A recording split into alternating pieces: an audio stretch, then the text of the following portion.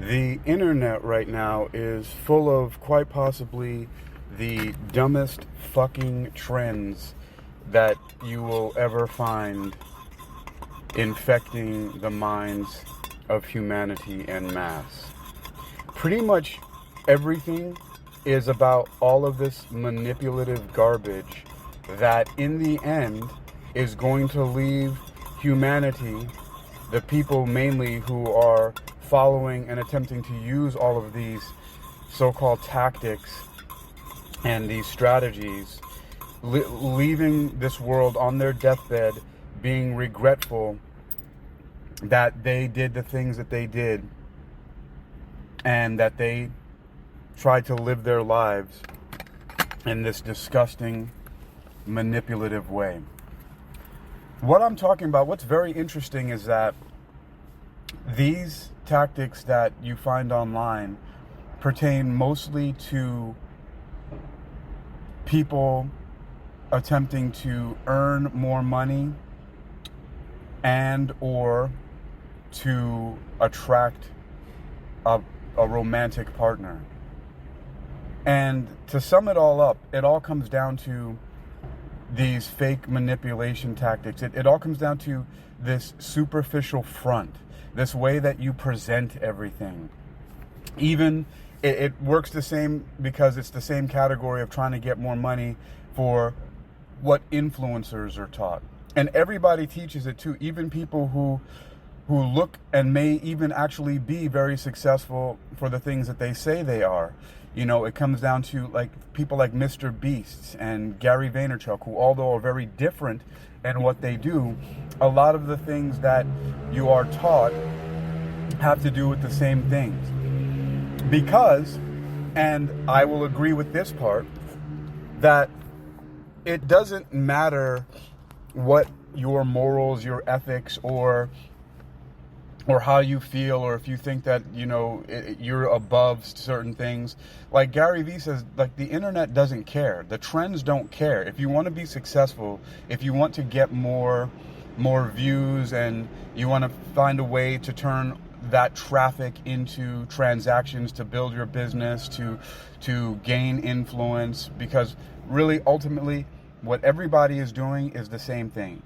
Most people, they want attention, and they want either attention to feed their ego because they're insecure, or they need their business to grow so they can earn more money, or some combination of those things. And it all comes down to the same thing. And while I'm not specifically, like, I actually like watching Gary Vee's videos. I like a lot of things that he says. I don't know the man. I like how he comes off a lot, even though it's like very brash and brazen. But there are people who say things far more extreme than he does. Like somebody who I also like listening to is Jason Lamar, for example.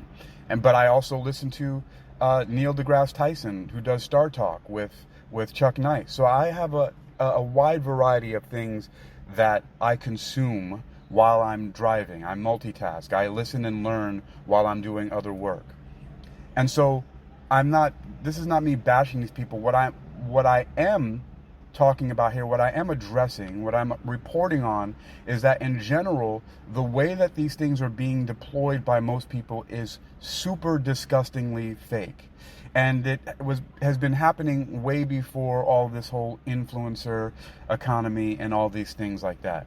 So, first of all, one of the things is that before all of these terms came into being, I have been a so-called content creator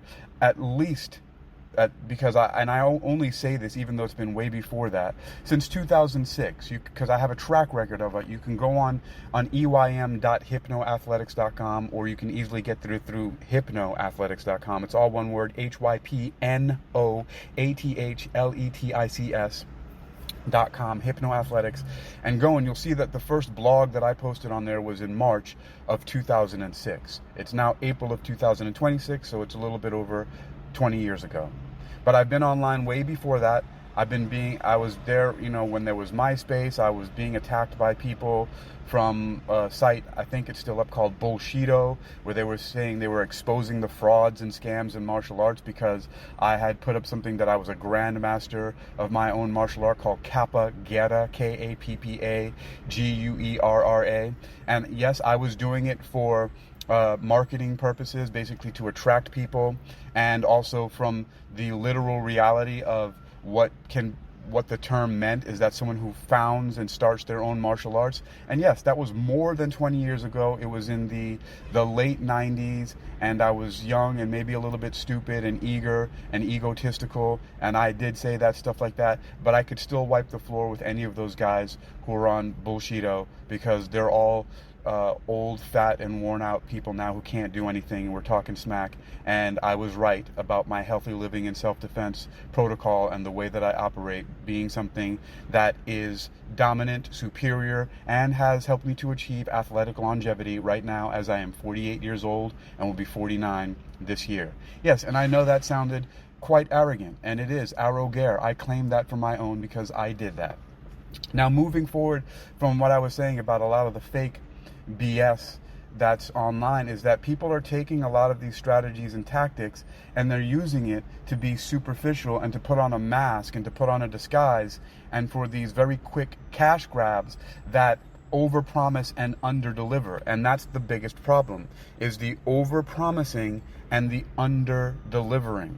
And here's the thing, while I'm not excusing it, I understand where people are coming from, because it has always been this way, and currently it seems even worse because we have more communication. But there's something that people often talk about, and I've mentioned it now in several of my podcasts, of something that people are calling the cost of living crisis in America. But it's been like this for a long time. So many people are living below or right at the poverty line. There are so many people in dire straits that are upside down on their mortgages and their car loans and are struggling and all that. And this has always been an issue for a lot of people. And so with the advent of the internet and people coming up with all these scams, and like I said, what I'm just going to call like these quick cash grabs, a lot of people are doing this stuff. They're going online, they're starting these courses, they're selling them for $27, they're getting as many people to buy them as possible, then they're upselling them. If you're any person who's been online, who's been attempting to increase your awareness, to earn some money, to find something, you've seen all of these things that could fall into the category of get rich quick or get fit quick or get happy quick schemes, right? They're all in that thing. $27 one-time lifetime fee, and you'll get this course, and it's going to teach you how to be thinner, how to be happier, how to be richer, right? All that stuff. And when you go inside there, the order screen, the order interface all looks the same, and it's got $27, and then you say, if you buy this now, this one-time offer only, you buy this extra thing that'll give you all of the insider, this and that, for $97, and then you go again, and it might be one that's $197 or $297 or $597 or $1,097, right? Some tiers like that, but it always stays in. You start with 27, and all of a sudden you're up to like 597. There's all these upsells, and this is how they're taught online, and these are all of these kind of tactics and things like that people are using. And meanwhile, I'm not saying that necessarily there's a problem or issue with that. Excuse me, hold on. What the problem that I'm identifying again, and I'll repeat, is that it's overpromising and underdelivering. And meanwhile, some of it does fall into something that I learned from Dan Kennedy, who's a marketing genius, who also very openly has admitted using very propagandist tactics from Edward Bernays, who was the nephew of Sigmund Freud, and now Russell Brunson, who took it over, openly talks about the tactics that Dan Kennedy used and various other people. But Dan Kennedy also said, look, at least he had the integrity, because I was actually part of his platinum and gold memberships of the GKIC, the Glazer Kennedy Insider Circle, and have looked at all of his marketing tactics, and they were very just boots on the ground, very practical things that weren't that took effort and took thinking. You know, his forte is being a copywriter, being WRITER, meaning he wrote copy, meaning basically he wrote the words to compel people to buy things. He was the person who wrote the words for advertisement and marketing in general. And so, but one of the things that he did say, like I said, he has the integrity to do, is his thing was, I have to create something that is really good and does what it says, meaning that his idea was to underpromise and overdeliver. Right? He underpromised and overdelivered, where what I'm criticizing and talking about and addressing is the overpromising and underdelivering of what a lot of people are doing. And that's what causes the issues, and that's what's really screwed up, and more of that is out there than what Dan Kennedy was talking about. So he underpromised, overdelivered, meaning he said, my job is to make a really good product that works, and then when people apply it, it's going to get them the results that I say that it's going to get them, and more, right? And he says, and then it's also my responsibility as an entrepreneur, as a business owner, to make sure that I sell as many of those as possible and earn and get as much money as I possibly can from selling this product and or service that I made that's going to be good for people and help them out. But his last part was, but I cannot force them to take the shrink wrap off, meaning I can create the best thing, I can get people to buy it, but I can't make them use it. He's like, after I create it and sell it to them, then my hands are clean. I've done what I need to do. He says, now there are people I can upsell, and they can get like one-on-one, they can get on phone calls with me, or come to conferences, or come to, my office, or get on group phone calls and things like that with me, so that I can, basically hold their hand and walk them through the things that they need help. He said, but that's much more expensive.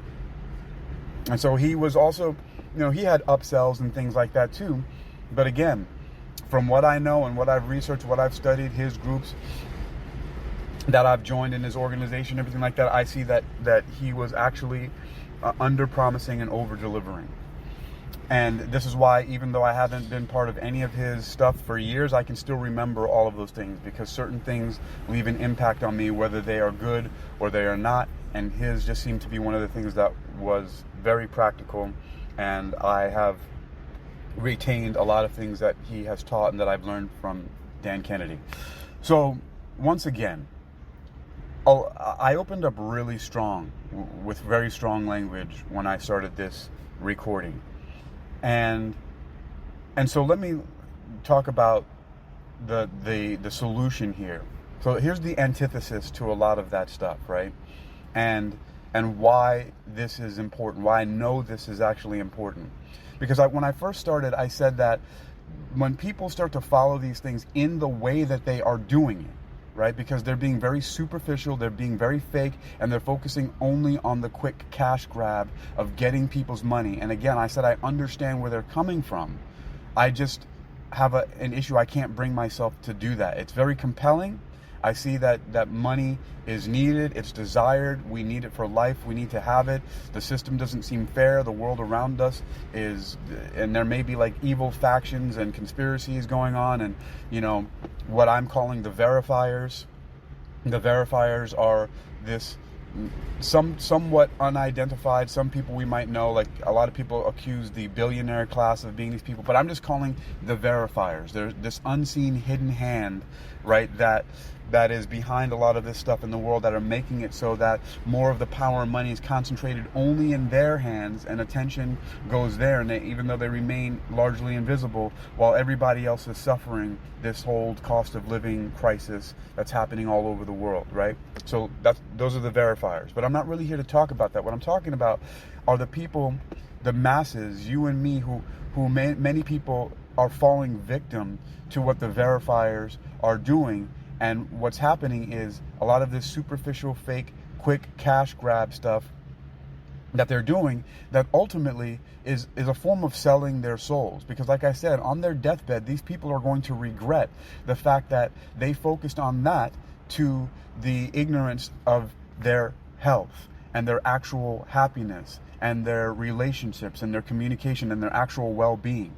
They've sacrificed their actual physical health and mental health and spirituality, meaning their emotional connections and their real, genuine, true joy, passion, and happiness, doing things that they actually love, in favor of getting as much money as they possibly can. And they're going to die. They're going to be on their deathbed living these lives of regret because they know that they bamboozled a bunch of people and they actually didn't do anything that they really loved. It's actually pretty well known, if you actually pay any attention to it, that most people that are around between, and I'm going to use a wide gap here, but between around $60,000 to $120,000 a year, people's happiness does not increase past that number.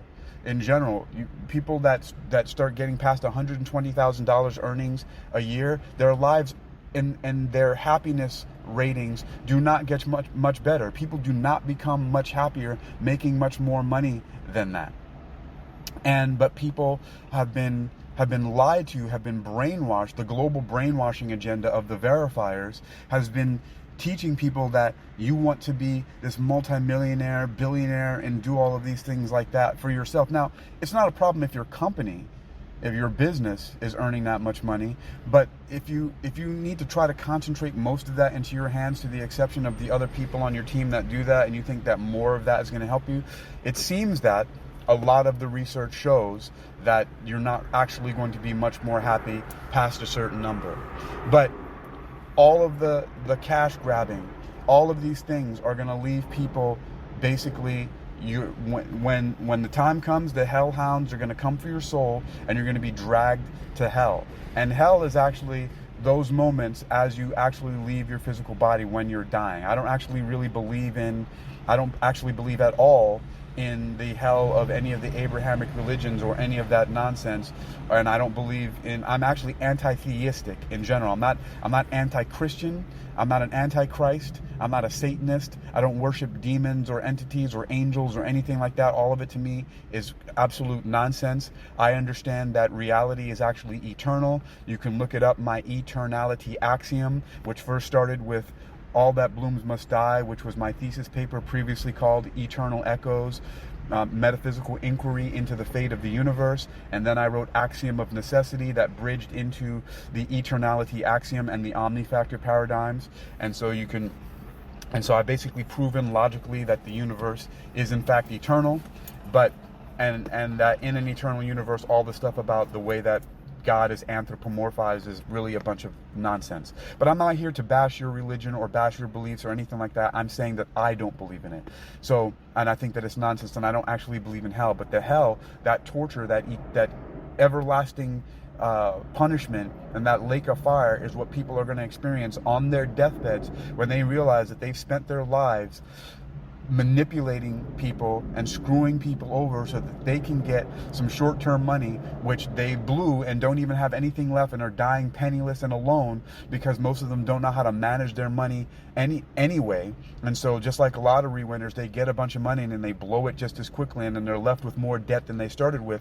And so now they're dying and they're full of regret. One of the things, a very honest thing that Gary Vaynerchuk says about talking to people who are in their 80s and 90s that are old, he doesn't want to end up being those people who are just full of regrets. They're because of things that they didn't do that were much better for them. They didn't focus on their good health. They didn't focus on the love and relationships. They didn't focus on pursuing their passions and building and working and dreaming on things that they actually love. You know, a lot of them either, even if it wasn't in the pursuit of just money, right? Somehow they made it into their 80s, but they didn't do the things by focusing on their health. They're on life support machines, on a whole bunch of medications, and they're full of all these regrets. And this is what is happening to a lot of people because of the fact that they have been focusing on things that are not really actually in their best interest, because people have been brainwashed by the verifiers to believe that chasing money is the primary thing that you should be doing. They, like Wu-Tang Clan says, look, cash rules everything around me. That may be true. It may rule everything around, but it doesn't have to rule you, right? You get what you need and get what you can use so that you're not struggling and that money is not an issue, so that you don't have to focus on those things, so that you can actually focus on your loving relationships, whether they be romantic, brotherly, or familial, right? And pursuing your passions, doing the creative things that you actually love, expressing yourself, sharing with other people, having time to rest adequately, to feel good, to focus on your body, to meditate, to pray, to do all the things that actually really feel good. So that when you leave this earth, you're not on your deathbed dying full of shame and regret of the pride you've once possessed. War for territory. Sorry, those were lyrics that were from Sepultura that just popped in my head as I was saying that. But he says, it was a song called War for Territory. He says, shame and regret of the pride you've once possessed. He was talking about, it's a very politically charged social commentary song. But yes, there are jets flying overhead. I'm in Virginia Beach. I'm at the beach right now.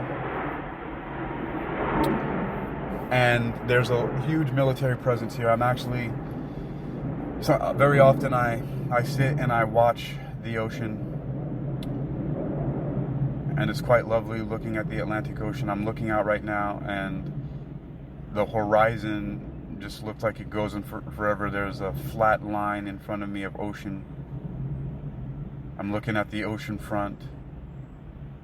There are like little mini palm trees and bushes in front of me, lots of sand. And this is one of the things that I do for myself that I'm talking about. This is why I love the ocean. I've grown up around it all my life in New York. Used to go to Far Rockaway Beach all the time, then moved down to Fort Lauderdale, was in the Fort Lauderdale Beach all the time on A1A and Las Olas, and then down to Miami, being at South Beach and various different parts of the beach down there. So just been around the beach and love the water. Now I'm in Virginia Beach, and it's just something that feels really good to always be near the ocean. Something that I do know not a lot of people have the proximity to.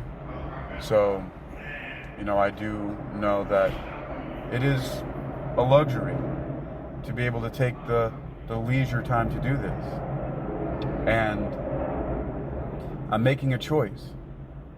I could probably be looking at some of these gigs that are popping up on my screen and doing them, but I'm very selective about the work that I take also, even though I probably could earn a lot more. And I've tested it out. It's been pretty easy for me to just focus on certain things. And I do have, certain periods of time when I, work like 12, 15 hours a day just doing gig work. And making $200-300 a day simply doing that, in addition to the other stuff, the other ways that I earn money. But I don't want to. When I learned very quickly driving with Uber and doing things with DoorDash that not all money is good money, and just the things that you have to deal with sometimes. I don't have the threshold for it. A lot of people obviously do. There's people who have like great ratings on Uber and drive these big giant gas guzzling SUVs and Uber Black and all this other stuff like that, and seem to be doing quite well. It's not my party, and it's not for me. But again, what I'm really talking about is, is it worth, and I'm putting it in this terminology because a lot of people can understand it. Even so-called non-religious people who claim to be atheists and everything like that operate from this understanding. They get it. They get what I'm saying. And the question I'm asking is it really worth selling your soul, right, to the devil, so that you have the pleasures of the earth right now, but then when you die, when you're on your deathbed, you burn in hell. The hellhounds come and rip you apart and drag you to hell. Is it really worth it?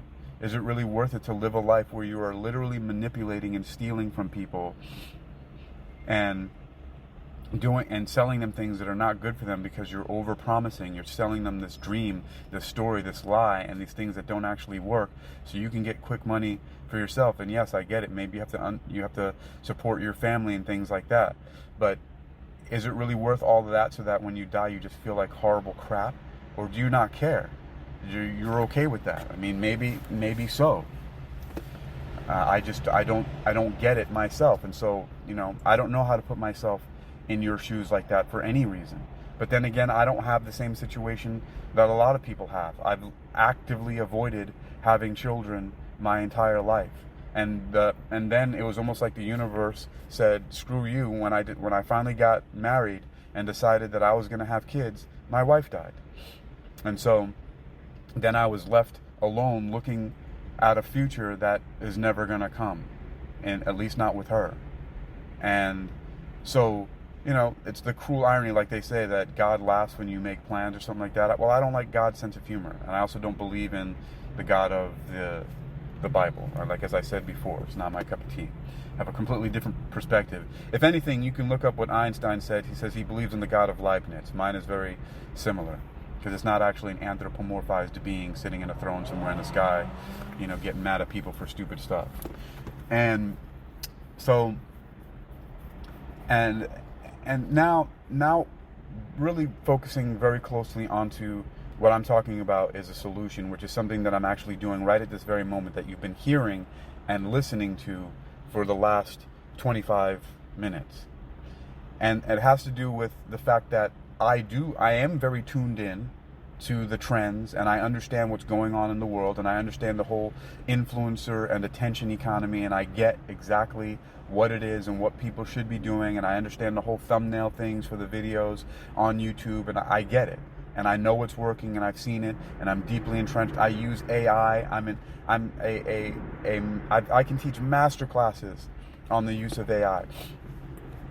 I get it, and I've tested things, and I've seen how, for example, certain things that I've done, videos that I've made, have gotten thousands of views or tens of thousands of views very quickly on, when I've published them because of certain things that I've done, and it falls in that category where, even though I underpromised and overdelivered, I understood what I was doing with the titles and the descriptions and the tags. I put a little bit more effort into doing it and saw what actually works.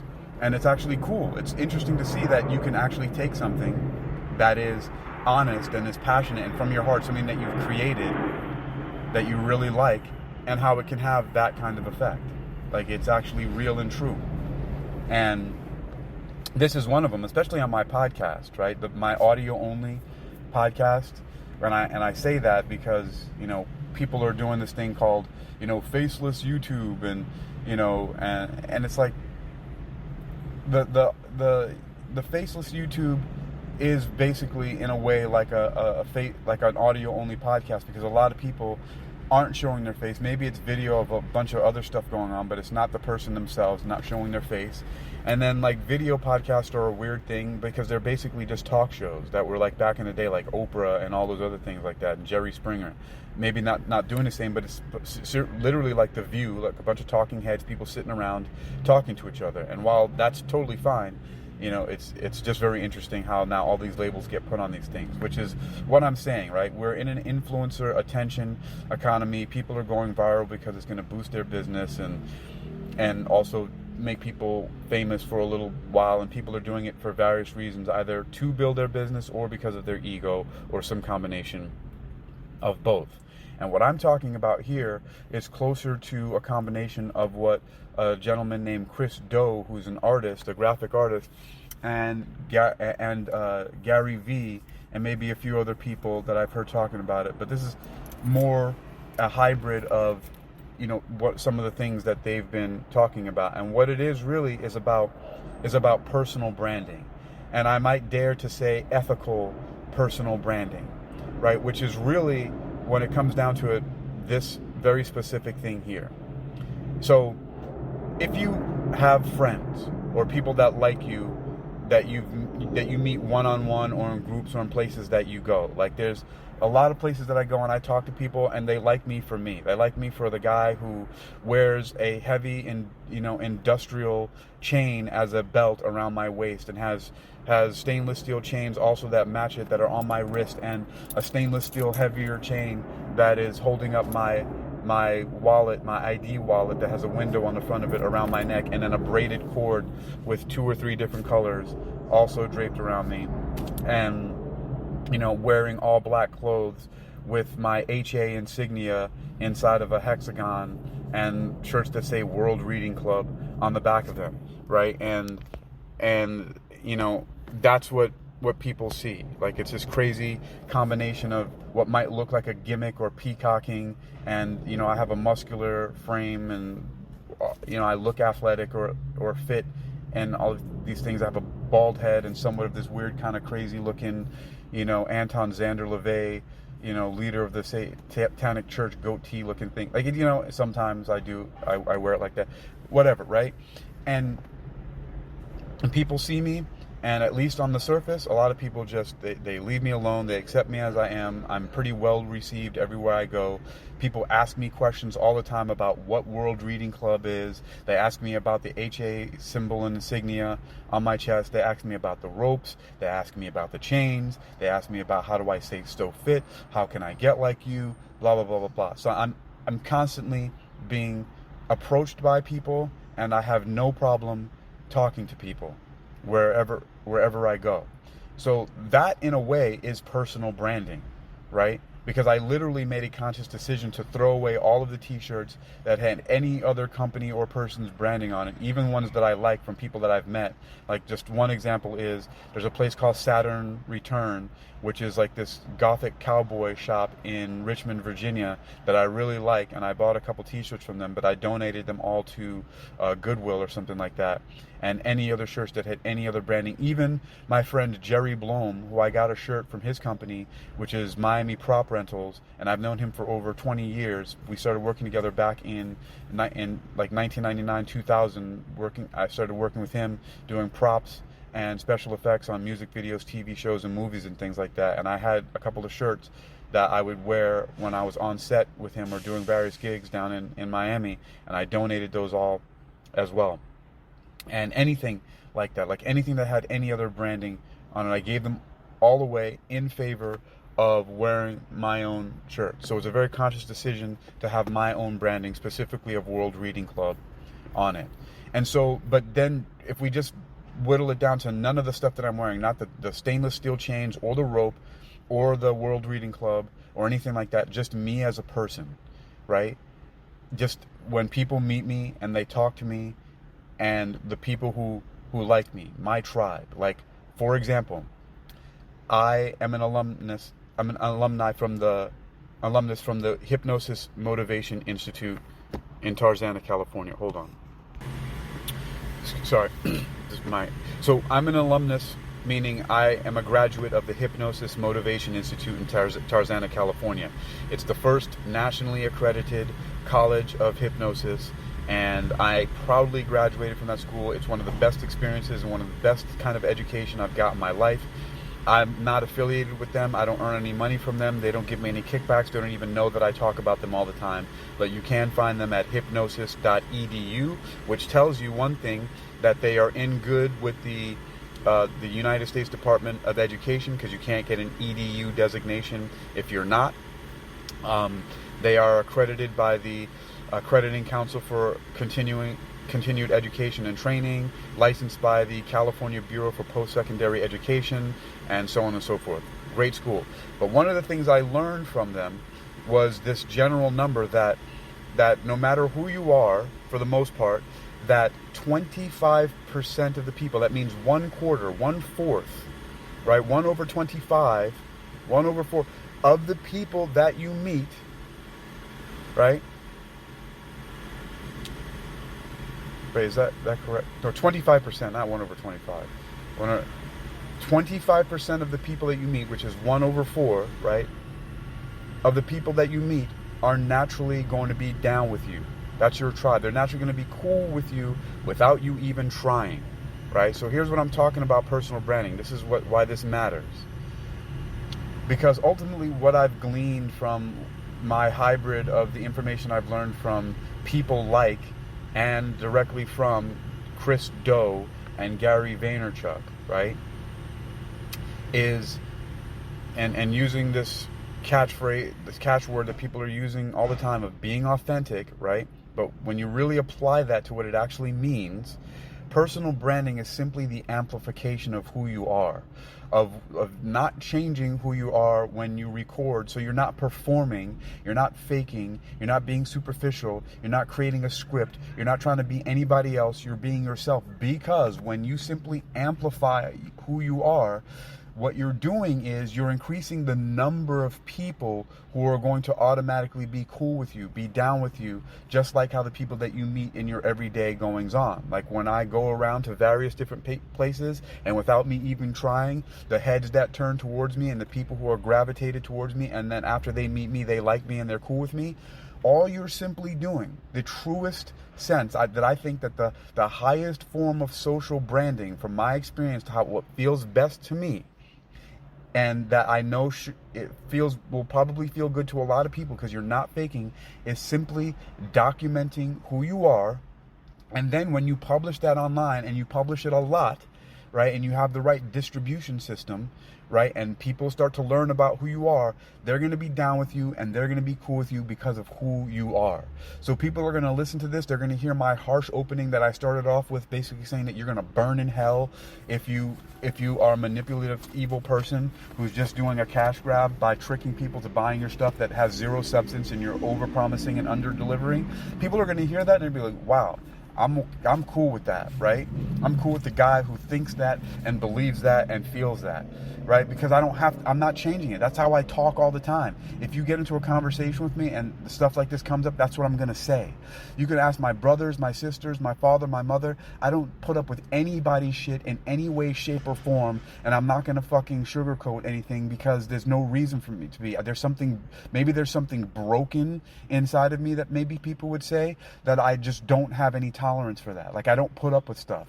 You know, one event in my life that I like to repeat is, for example, here's proof of that, right? That years ago I was working at a place called Fiesta Cantina doing security, right? I was on staff there, and during Pride Week, where the streets were filled with tens of thousands of people, and where I worked was on San Vicente and was it Sunset or Santa Monica? I can't remember where Fiesta Cantina was. Anyway, it was very, very busy, and we had a lot of overtime. And so because they needed to keep the bathrooms gender segregated and make sure that biological males went into the men's bathroom only and biological females went into the women's bathroom only, and as far as we could tell. So I had a post, and I was like one day for 14 hours, the first day, at the bathrooms, making sure that people went into the gender appropriate bathrooms at the time. And this was actually back in 2014, 15, before all of this gender stuff started happening, and all of a sudden this whole thing exploded, right, where people are saying, oh, I'm this, that, and it started becoming a big thing, right? So and I don't know if it still is a thing now because I don't work there, but there were no issues with doing that. And then the next day it was also going to be very busy, and when I arrived, this guy who was the assistant general manager, Miguel, was giving out the assignments again, and he says, Hakeem, bathroom. And then I literally said, and I remember this very clearly because I selected my words very carefully from out of this stock phrase, where I said, Miguel, with all due respect, is it possible that I could be stationed somewhere else, because I was at the bathroom for like 14, 15 hours yesterday? And he just exploded at me. I don't give a fuck about where you're going to do. And so a little bit more background. At the time, I didn't have a place to live.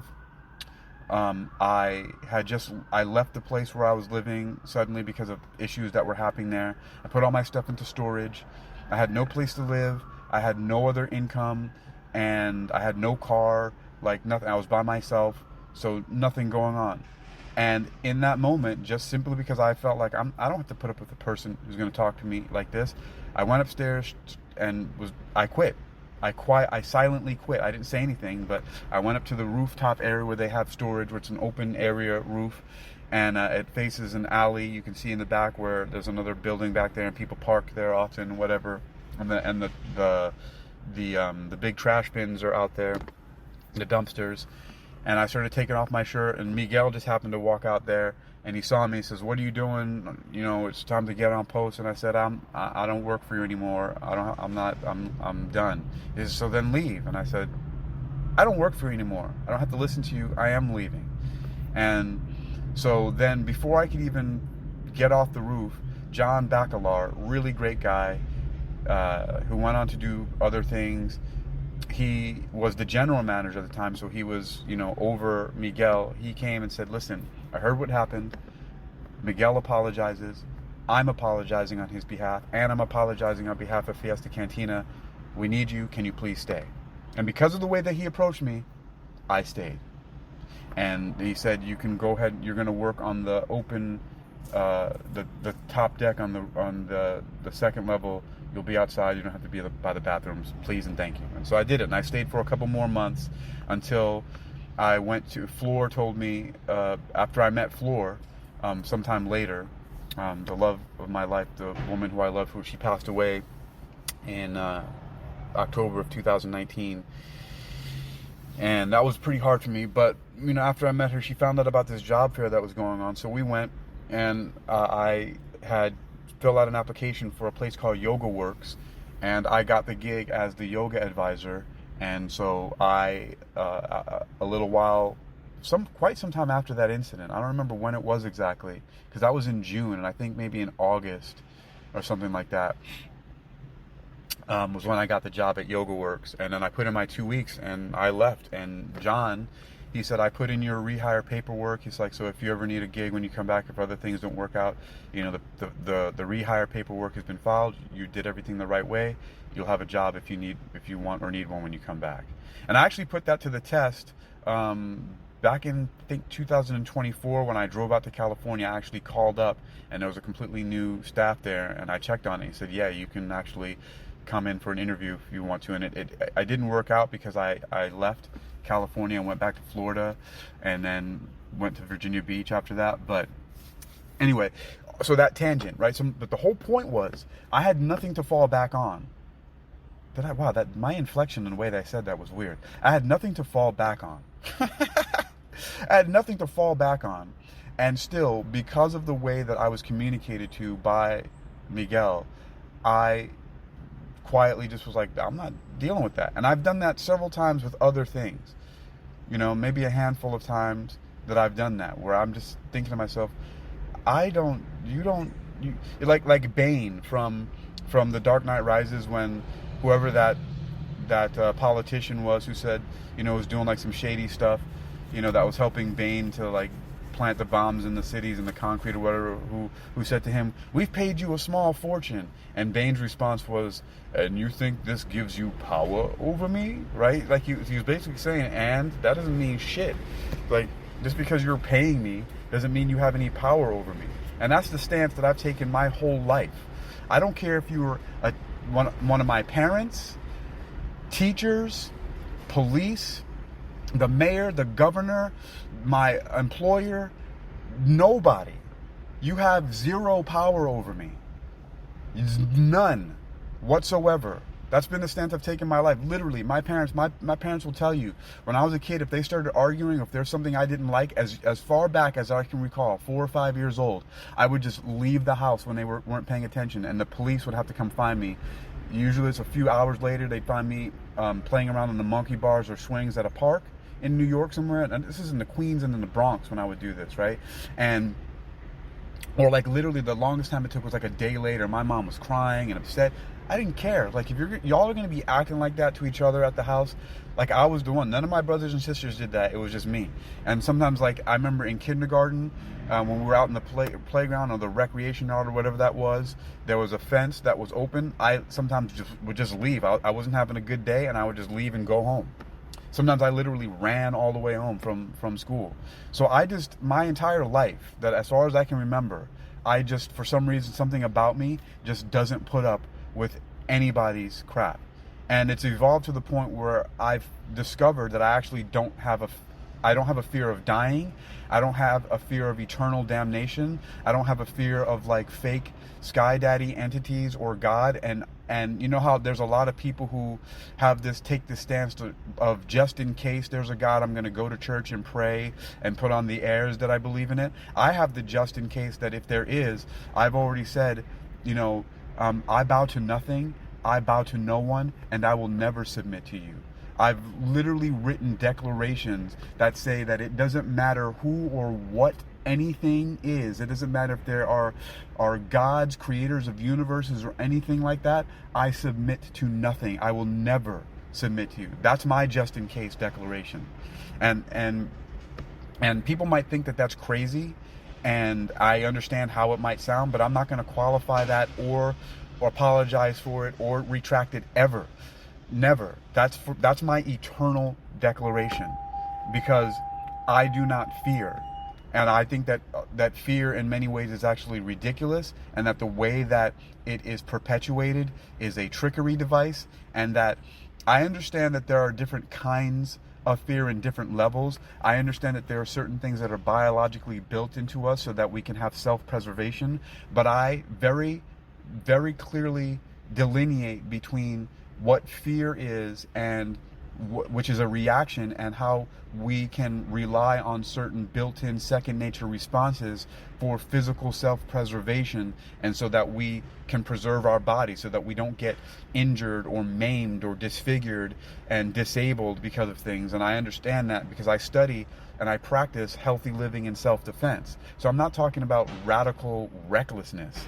I'm talking about that fear in a lot of ways, and the way that it operates through most people is illogical, and that there's a way that you can approach it and understand it where it's beneficial, and that it doesn't have to be the underlying driver of all of your behaviors, because most people unfortunately operate like that. And that comes back full circle to what I was talking about in the beginning, and it's one of the main drivers of why people sell their souls and act like the way they do. And it's probably one of the built-in features to get people to sell their souls and damn themselves for this regret that they're going to feel, this shame and regret that they're going to feel on their deathbed, because most of it is driven by fear. And so if there's any other lesson here, is that, listen, figure out how to manage your fear and transmute it into something different, and understand how it operates in your life, and learn healthy living and self-defense, and learn different ways of self-preservation that are not driven by fear, right? So that you can live your life in a healthy way,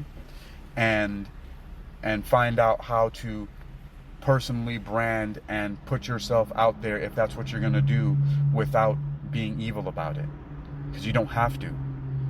And because in essence, what I'm actually stating is that it's far more important to have true morals, ethics, and integrity, and live in a way that you engage only in transactions that benefit all whom it affects while obeying the laws of mutual exchange, is much more important than the short-term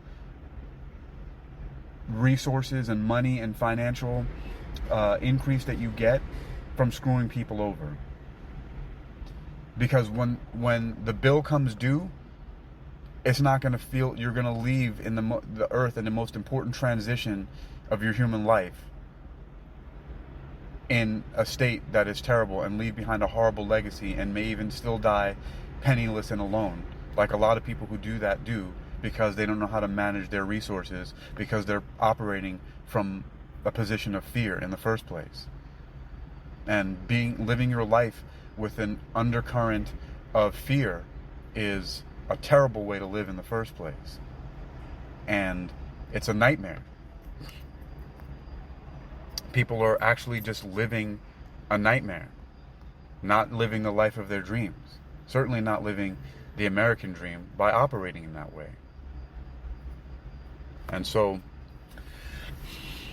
again, let me just to focus in on the solution here once again, and really what I have said is this: that if you're going to be a person who publishes anything, any kind of media at all, and you're going online, and your goal is to be an influencer, or to build your business and reputation this way, you can simply amplify who you are. And again, I'm specifically talking about personal branding, because what I'm looking at as I research and study and look at what people are talking about, this would be the category that it fits into most neatly overall, more than anything else, about what I do, even though I don't really call it that. I don't really care about that. But in order for people to understand what I'm talking about, my approach fits most neatly into that category. And so all it is simply, you can imagine it in a way as if it was a Truman Show, like Jim Carrey, but you're aware that you're being monitored, for example, right? So the Jim Carrey, the movie, the Truman Show, he was basically being filmed and recorded all the time, but he didn't know it. So he was just really just being himself. He was being who he was in the circumstances that he was giving, and that was being turned into a show. So if you imagine it, the only difference being that you know that there's a show, but you still maintain your true being and know that that's going to be broadcast to everybody, that's how you should operate. Just be yourself. And his character, Truman, ended up, prevailing in a way where he was free because he was just himself. And he knew that there was something wrong with the fake environment of all these actors and people around him. And he was the only person that didn't know. But because when you're recording and publishing yourself, but don't fall into the category of those other actors who are fake and superficial and have that agenda.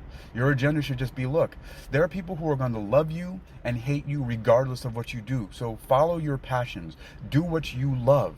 There's this thing that I've been hearing a lot about lately from the Japanese philosophy called Ikigai. I think it's spelled Ikigai, whereas it says that you should be doing what you love, what brings you joy, and what you're passionate about, and what you're really good at, what the world needs and can earn money. And so what I'm saying is that building a multimedia empire, or what I call, and I have the website, a one-person enterprise, should be driven from your personal branding, where you're simply being yourself, and you find a distribution system that can help you to get those things out there in as efficient and frictionless way as possible. And you may not be able to do it in the way that Gary Vaynerchuk or Chris Do or others do, because you don't have a team. I don't have a team. I'm actually a one-person enterprise, but I found a way inadvertently, sort of by mistake, because I just started doing something, which is talking. My forte is the spoken and the written word, so I'm a podcaster mainly. And fortunately, the podcast service that I've been using, and I'm not currently an affiliate with them, although I would actually at some point in time like to be, and I'm going to look into it, and I've said this several times, so eventually it's going to happen. But I use Spreaker, Spreaker, Spreaker.com. I use Spreaker, and Spreaker has a content distribution system, which whenever I publish this particular recording as a podcast, it's going to go to what I call the Big Five. Like they have the Big Five in publishing industry. Well, the Big Five that Spreaker publishes to is Amazon Audible, to Apple Podcasts, to YouTube Podcast, to iHeart Radio, and to Spotify. And then I know for a fact that it goes out to, I have a Facebook page, so it automatically publishes the links to my podcast to Facebook and to X, formerly known as Twitter, right? And then it publishes to Podchaser, to Castbox, and to GeoShavan, and maybe a few others. So there's at least a dozen places that, in addition to Spreaker itself, that this podcast gets distributed to by me hitting a publish button once, right? And then sometimes I do other things, like I post the links on my main personal Facebook page, and maybe some videos to every once in a while to TikTok, and sometimes to Instagram, which automatically also publishes it to several different Instagram pages, and to Facebook. And then sometimes I do things on LinkedIn. But I really don't make the time to do that stuff. I just like to record this once, no editing, and then I use a stack of AI systems, which right now I'm recording on my Galaxy and the Galaxy Recorder, and I have the Galaxy AI transcribe it, and it usually does not the best job of it, but then I send the transcript directly over to DeepSeek R1 AI, the Chinese AI system, and it usually, without me giving it any other instructions, gives me some kind of, like, either an executive summary or a breakdown or an analysis of what it is, and maybe some feedback about it. And then I have a prompt where I give it to it so that it generates me a beyond world-class, Titan-class metadata package, which includes a title, a description, and tags for the podcast, and also an image prompt that I then feed to Google Gemini's what is it called? Their image generator. I forget the name of it right now. Nano Banana. And then I take all that stuff and I publish it. It happens within minutes. Like I do it all, like this podcast right now, this recording, It's, let's see how long it is so far, almost an hour I'm thinking, right? So it's 54 minutes. It'll be about an hour. And so it's real time me doing this, but then it takes about 10 minutes for me to create that whole metadata package and upload it to Spreaker, which then I said it distributes it to a dozen different places automatically without me having to do anything else. And then there's a cumulative effect that I've noticed, because I have hundreds of thousands of downloads simply by me doing this once. And it's cumulative. Like if you were to look at my YouTube videos, you'll see like less than 10 views on each video. I don't know what it looks like on those other platforms because I never look at them, but when I look at the cumulative listens and downloads and streams on Spreaker's statistics, it's literally in the hundreds of thousands, and there's hundreds, sometimes thousands of downloads and streams per day. So it's doing something right, and I don't have to do anything else except be myself. And that's the entire thesis of this monologue dissertation that I've been presenting this time here, and one of the themes that I'll be talking about over and over again, besides the fact that I am a healthy living and self-defense coach in Virginia Beach, right? But all it is, it's going to be all around that subject of, because I'm talking about it because it's what I'm doing, and I'm realizing that it's an important thing for people to understand. But mainly, I'm not one of these people, like, I really don't care about the personal branding per se for itself. What my concern is letting people know these things, because this actually falls under the category of healthy living and self-defense. And because I have a very general and broad definition of healthy living and self-defense, as well as very specific ones that are more intuitive, that most people know about. And so this all falls under that. And again, I'm going to remind you, you can go check this for yourself, but I started way back, and it's been before that, but in March of 2006, when Hypnoathletics went online, my mission statement is, Hypnoathletics is exercising your mind towards universal harmony and spiritual wisdom through healthy living and self-defense. And universal harmony is a synonym for love, not just romantic love, but for brotherly love, agape, love for community, love for family, love for the world in general, for humanity, right, overall, right? Universal harmony, spiritual wisdom being another form of unity that comes from understanding others, right, through healthy living, a form of compassion for yourself and others, and self-defense, which is actually kindness. And it's my acronym LUCK, L-U-C-K, love, understanding, compassion, and kindness. Universal harmony, spiritual wisdom, healthy living, and self-defense. Healthy living and self-defense are very general once again, which covers everything, what I call my 3 M's, specifically metaphysics, which is philosophy, science, and spirituality. And my other 2 M's besides metaphysics are music, which is really, because that's how I enter the field of the arts, but you can be any art for you. It could be drawing, painting, sculpting, anything else. And I'm also a dancer, which floods into the basis of the kind of martial arts that I practice, which are based on capoeira movements, but have philosophy integrations from Miyamoto Musashi and Bruce Lee, and various other places like Morihei Ueshiba, who's the founder of Aikido. And so, but I have a lot of influences, and I have claimed for my own and been very arrogant about how I've synthesized these things. And so my whole theme, and it has been for over 20 years, healthy living and self-defense. And that is what this is all about, really. And this is just one specific little piece of that, because it has many, many, many branches, many facets, but they all converge on this understanding of the message I've been conveying for all this time. So when you come and train with me, you're going to learn more than about all the physical movements in martial arts and exercises and the Jenga and the escapes and the kicks and the blocks and the punches and the takedowns and all that stuff, and the nutrition and all these things. It's all encompassing.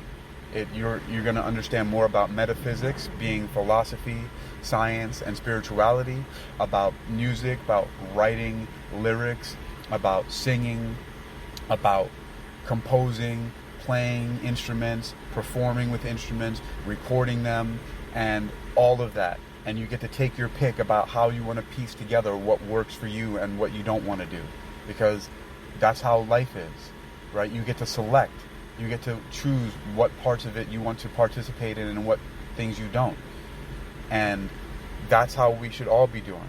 But my understanding and my experience is that we can fundamentally approach it from a point of really being who we are. And even though there's a lot of people out there in like the red pill communities and the pickup artists and all of these professional consultants and people teaching you how to get jobs and get dates and stuff like that will teach you how to put on a facade so that you can, it's basically gotcha stuff, like catfishing is what it kind of falls under the category of, which is the same of all these cash grab things and selling your soul that I've been talking about. All that stuff is very similar. And so although people will say, no, you don't want to be yourself and be who you are, ultimately, when you don't, those things are not sustainable, because ultimately you're going to be found out, because you cannot sustain a lie forever, right? This is one of the main reasons why people leave and or quit their jobs, because they were fake in the first place, or the honeymoon phase runs out in their relationships because they were fake, and you can't sustain that stuff. It doesn't matter. So really, actually, the 25% of the people who are going to be down with you automatically, broadcast, amplify yourself to them and make that your tribe. However, another caveat that I will say, because I know this from personal experience, people can actually change. It is rare, but people like me actually continuously level up and change and actually advance and evolve throughout time, and do it consciously and with awareness.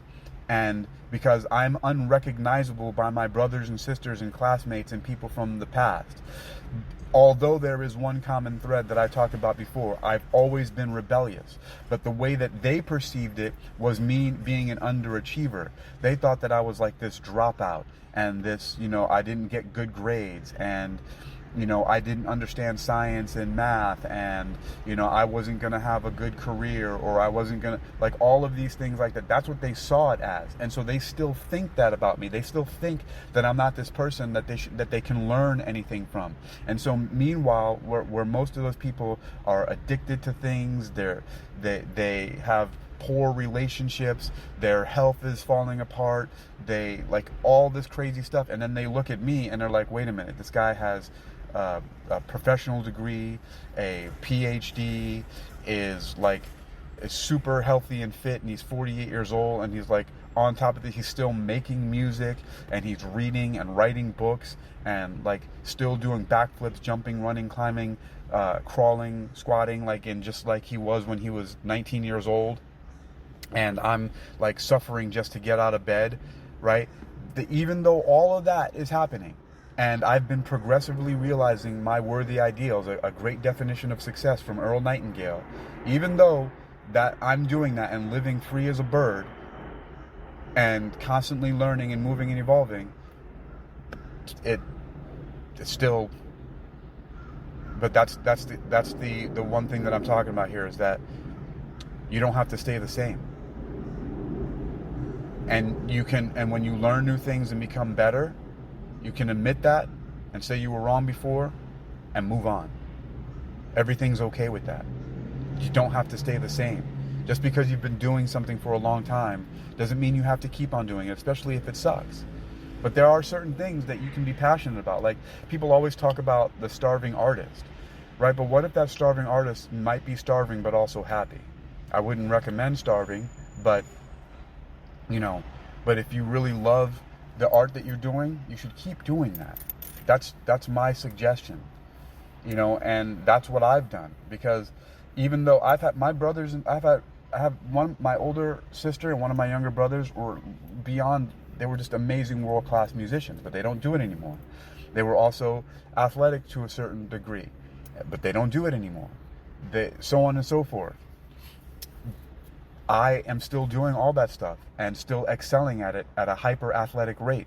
And I am an anomaly. I'm a very small percentage of people at my age, and even for any age nowadays, that is performing and able to do the things that I'm able to do, which is objectively evidenced by people who are in their 20s who come up to me and ask me questions. Literally, I've had two different people, two different occasions in two different places ask the same exact question, which is very strange, who said, how can I get like you? And then other people who are in 22 and 23 saying, I can't do any of that stuff. And it's true, but that's just what it is. And then there's a whole bunch of people online who you will see posting things like, when they see people who are in their 20s who are hyper athletic, that they say, oh, wait till you get into your 40s and then do that. Or it's easy to say when you're in your 20s, blah, blah, blah. But these are just people who haven't put in the kind of work and don't have the kind of discipline that I have, and don't realize that they've been lied to, and that this global brainwashing agenda by the verifiers, which has people lying and faking and doing all this stupid stuff, has also been selling them that lie, that you're supposed to be moving and shutting down at a certain point in time when you age. The verifiers are really just an evil universal entity. I don't know exactly what and who they are, but the verifiers it's just not good. And their shadow and influence is infecting the planet Earth as we know it in a terrible way. But as I've been saying, the way that you can free yourself from it is, and okay, actually, here's the thing. Okay, let me take another sip of my tea here. Here's what really, another thing that I'm getting at, and I know this is long, and I could also have said this in the beginning of this, but there are other podcasts that I am creating. I'm a little distracted. I'm looking at some messages. Okay. But that is another thesis, and this is actually another solution, right? This is actually one of the ways, and I mentioned these things before, but one of the solutions is, okay, so personal branding, right? You're going to amplify who you are. But I also mentioned that you don't have to stay the same. And one of the core ways that I have not stayed the same and why I continue to advance is because of those 3 M's that I talked about before, which are metaphysics, music, and martial arts. And so meanwhile, you don't have to follow these exact same things. It's a template, and I'm offering this as suggestions of how you can be a well-rounded person. And when I say well-rounded, it's based on things that I grew up with, where people were segregated into categories of either being a nerd or a geek, being someone who was academic and intellectual, or played musical instruments, or sang, you were in chorus or band, or the people who were the jocks on the football team, or the basketball players, or the swimmers, or whatever, or the wrestlers, which I was all of those things, right? And I was also in a heavy metal band in my senior year, and actually, let me be more specific, a death metal band. And so I was in all those categories, right? But because there were a few categories that I excelled in, I was really good in English class and in social studies for some reason. But anyway, but the point is that I research and study and apply metaphysics, meaning I research philosophy, science, and spirituality and apply it to my life. I write and compose, perform and record and publish music. I sing, I play instruments, and I disseminate that, and I put that out there. And I also daily practice physical fitness and martial arts in some way, shape, or form, in combination with yoga and breathing exercises and meditation and all this stuff. And that is being well-rounded. I do not just stick myself to one domain. And I'm continually developing and working on being a one-person enterprise, figuring out how to continue to build my multimedia empire so that I can share with people these things that I'm doing, my metaphysics, music, and martial arts. That's it. That's the main purpose why I create multimedia, for that purpose, to share those things, which, like what Chris Do says, is you're basically documenting your personal development journey and sharing it with other people so that they can benefit and also develop themselves by learning from what you are doing, right? And so the only way that you can really do that is if you're actually about something. If you actually have substance over simply just superficiality. If you're actually building character over just charisma. But the fascinating thing is, that the things that are on the surface, the seemingly performative things, what might seem to be superficial and performative, what might actually seem like charisma, actually comes from substance and from character. When you really focus on those things. Like this young lady that I met years ago named Ashley Bell said to me that interested is interesting. And a lot of people are interested in me when they meet me and they see me because I am interested in a lot of things. And so I'm interesting to them because I just actually authentically, genuinely happen to be interested in a lot of things. And I study, adopt, practice, adapt, share, and teach these things. And it's just a natural extension of who I am. Like I said, amplifying who you are. You'll find your tribe that way. You don't have to try to do it. You don't have to fake it. But you do have to put in work. And it's best if you are well-rounded. Because it's a problem if maybe you just are somebody who invests in stocks and builds a business, but your body is falling apart and your relationships are falling apart and you don't know how to communicate with people. That sucks. And it also sucks if you just simply focus on your physical fitness to the exclusion of everything else, but you have no money and you have no friends. It also might suck that if you just focus on your social life and you're a socialite and you're going around, but you're really faking it because you have no money and you're depending on the good graces and the charity of others, and your body is also falling apart because you're drinking and eating too much. Right? So you see what I'm saying? It's best to be well-rounded. That's what our life really is for exploration, for adventure, for the fullness of life, not just one little piece of it, not just to perform and fake, because ultimately that's what a lot of people are doing, and it's getting them into a lot of trouble. And like I said, the honeymoon phase ends, people get found out, the relationships fall apart, your health falls apart, and in the end, none of it really matters. And in the end, it doesn't even matter. I tried so hard. Right? Like the song from Linkin Park. In the end, it doesn't even matter. I tried so hard and got so far, but in the end, it doesn't even matter. And especially when you try so hard in a certain way that is fake. Maybe I'm wrong, but I don't think that I am. I just think that you should be real, and it's the best way to go when you create and speak to people. If people don't like me for what I'm saying and who I am, because this is who I am, then you can go, you can go coitus yourself.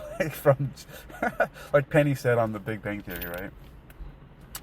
And, she said something like that, but it was funny. And, but for real, like, why do you want to try to fit in with people that are really not your tribe, that are really not your people?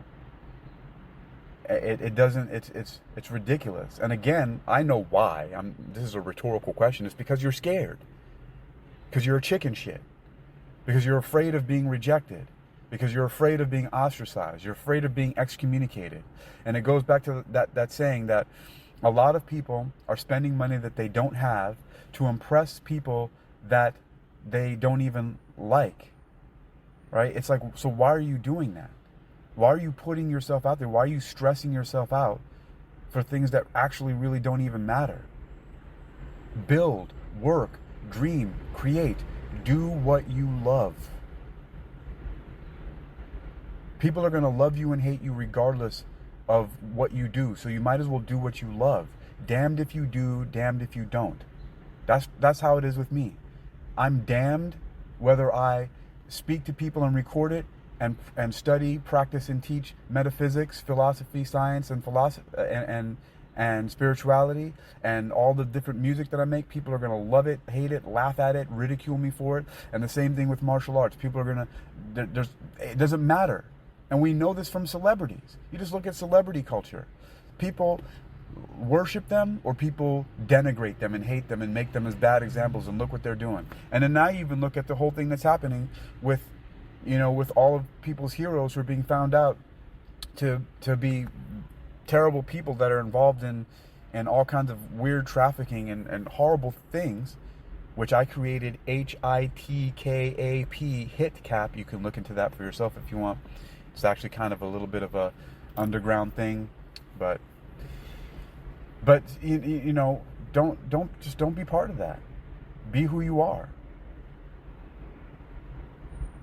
and get over the fear. Start with getting over the fear of death,